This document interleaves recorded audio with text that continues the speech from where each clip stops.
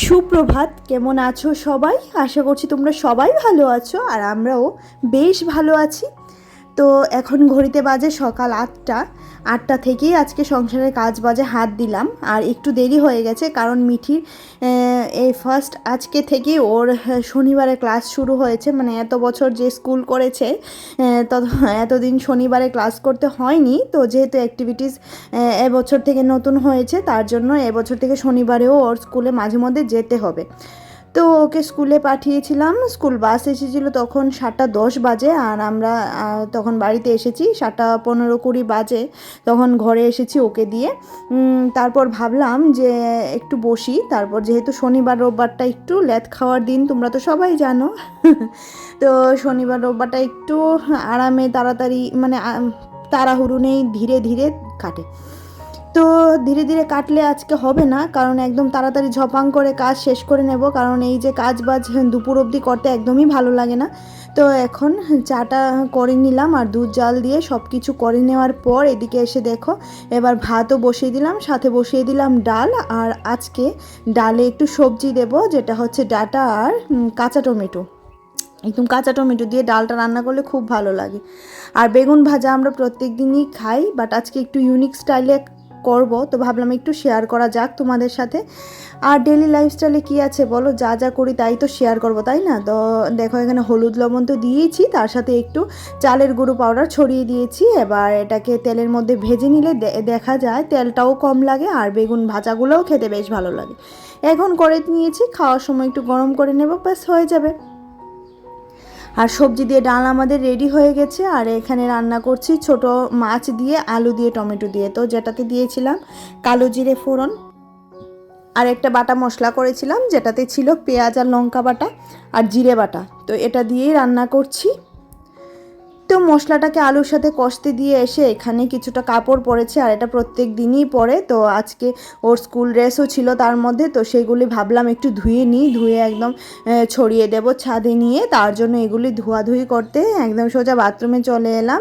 আর বললাম না, খুব তাড়াতাড়ি করে কাজগুলো করে নেওয়ার চেষ্টা করছি, কারণ এখন যেহেতু প্রায় গরমের হাওয়া পড়েই গেছে, যত তাড়াতাড়ি স্নান করে একটু ফ্যানের নিচে গিয়ে বসে থাকা যায় ঠিক ততটাই ভালো, তাই না? আমিও তো সেটাই করি, মানে খুব বেশি সারাদিন কাজ করতে আমার একদমই ভালো লাগে না, তাই যতটুকু তাড়াতাড়ি করে করা যায় করে নেওয়ার চেষ্টা করি, তারপর ঘরে গিয়ে বসে থাকি।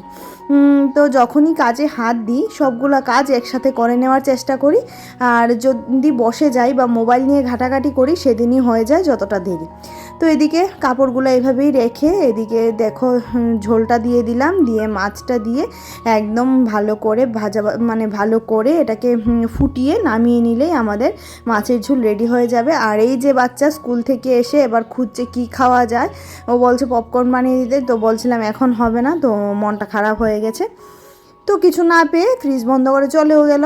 আর এখানে আমার মাছের ঝোলটা দেখো একদম রেডি হয়ে গেছে, আর খেতেও অসাধারণ হয়েছিল। এখানে একবেলার ঝোল, আর রাত্রি মিঠির বাবা বাড়িতে খাবে না, ওর একটা নেমন্তন্ন আছে, তার জন্য আমি একবেলার জন্যই করেছি। আর ডাল তো আছে, কিছু একটা হলে খেয়ে নেওয়া যাবে।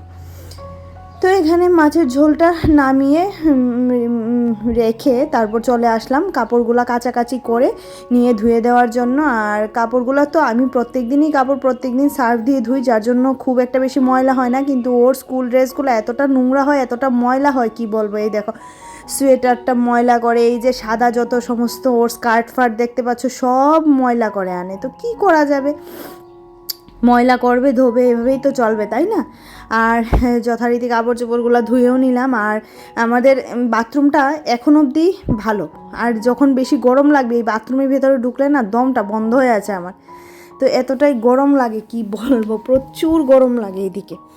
আর দেখো এবার কাপড় চোপড়গুলো ধোয়া শেষ, তো ধোয়ার পর আমি একটু কমফোর্ট দিয়ে কাপড় চোপড়গুলো আবারও ভালো করে ধুয়ে নিই, কারণ ও যেহেতু স্কুলে যায়, বাচ্চা মানুষ ঘেমে টেমে আসে, তার জন্য কাপড় থেকে সুন্দর একটা স্মেল বের হয় কমফোর্টটা দিলে, আর কাপড়গুলো খুব সফট থাকে। তো এগুলো নিয়ে ছাদে যাচ্ছি। দেখো কাপড় চোপড় ধোয়াধুয়ি তো খুব বড় একটা বেশি বড় কাজ নয়, কিন্তু এগুলা যে টেনে আবার ছাদে নিয়ে যাওয়া তারপর মেলা, এগুলো হচ্ছে সবচেয়ে বড় কাজ, তাই না? আমার তো সেটাই মনে হয়। তো এখানে নিয়ে এলাম এবার কাপড় চোপড়গুলো মেলে, আর এতটা জল তেষ্টা পাচ্ছিল, তো ভাবছি কাপড় চোপড়গুলো মেলে ঘরে গিয়ে একটু জল খাবো। আর মেয়ের সাথে কথাবার্তা তেমন হয়নি, ওর থেকেও শুনে নেব যে আজকে স্কুলে কি কি হলো, কি কি করিয়েছে। আর প্রত্যেক দিন আমি এটা করি, ওর থেকে কথা জানতে চাওয়ার চেষ্টা করি, কারণ না হলে বাচ্চা তো একটু মানে মনের ভেতর কথা রাখতে রাখতে আবার ভুলেও যায় অনেক কথা, তখন বলে মা জানো এটা এমন হয়েছে। তো ওর জন্য আমি একটা নির্দিষ্ট টাইম রাখি, যে টাইমটাতে শুধু ওরই কথা শুনি, না ফোন না কিছু, ওর কথাই শুধু শুনি। তো সেটা আমি গিয়ে এখন শুনবো যে কি হয়েছে। আর এখানে সব কাপড় চোপড় ধুয়ে মেলে দিয়েছি, এদিকেও আরও কিছু ছিল।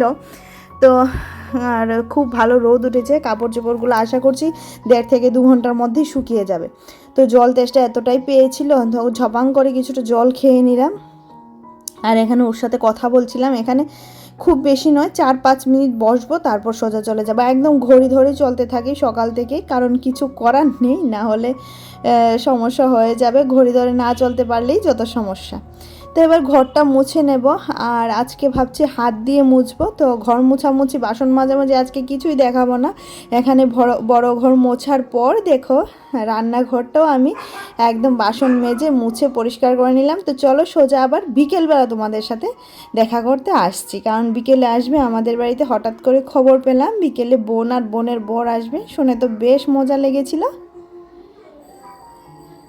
Good evening friends. তো দেখো এখানে ওরা চলে এসেছিলো, এই যে বোন এসেছিল অনেক আগেই, আর বোনের বর এখন এসেছে। বোন এসেছিল তখন কটা বাজে, 6টা হবে, তখন এসেছিলো। আর এই যে দেখো এখানে আমরা সবাই মিলে বসে এখন মজা করছিলাম। আর ওই যে বোনের বর, ও তো আমাকে দিদি মানে আমি তো ওকে ভাই, সবসময় ভাই বলে ডাকি। তো ও বলছিল এটা কিভাবে চালায় বলো, তো আমি বলেছি এটা আমি কখনোই চালাইনি। তো ব্লুটুথ স্পিকারটা শুনে গান চালাবে, মানে এই তো এটাই। আমরা যখন সবাই একসাথে হই না সব ভাই বোনেরা, তখন আমরা পাগল হয়ে যাই। একদিন বাড়িতে যাব, গিয়ে তোমাদের সাথে ব্লগ শেয়ার করব, কীরকম যে পাগল হয়ে যায় তোমরা মানে ধারণা করতে পারবে না। তো বিকেলের পর থেকে তোমাদের দুপুর 12টা-1টার পর থেকে কিছুই আর তোমাদের সাথে শেয়ার করিনি, কারণ মনটাও খুব বেশি একটা ভালো লাগছিল না।